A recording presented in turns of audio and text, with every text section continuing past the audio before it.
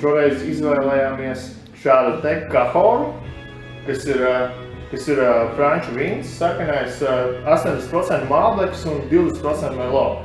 Mēs viņu patiesībā atvērām vaļā jau pirms kādu laiciņu.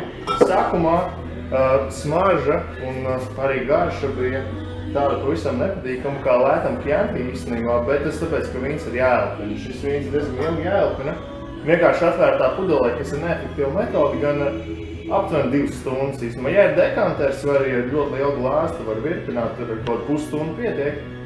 Kad viņš ir dabūjis pietiekami daudz gaisa, superīgs aromāts, skābi, forši tādi ķirši, vasaras, varbūt ne rudens, vēl pavisam negatīvi, un āvaņu ievārījums, ritīgi tāda dogaini, maiga, forši, skābi, tāda smarža.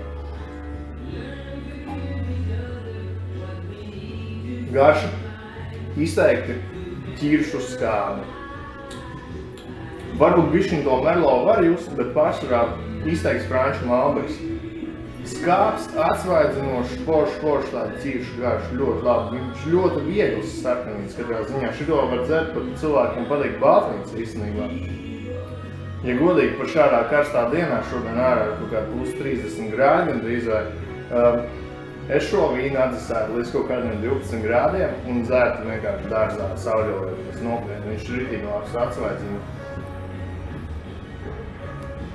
Super. Un pēcgarša, lai gan vēl joprojām izteikti skābena, ķiršu tādu pēcgaršu jau nedaudz vairāk var sajust to Merlot, bišķiņ kafija, kaut kas tāds. Ļoti labi.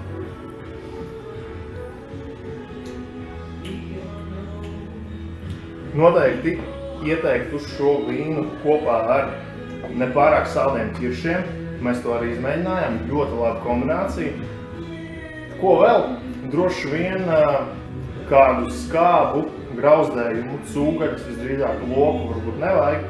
Tas kā nekā nav Argentīnas Malbecs, bet jā, cūciņu un tādu paskābāku, kā varbūt izteiktu mainējis marināt vai daudz citronu etiķīti, kaut ko tādu. Varētu būt ļoti labi.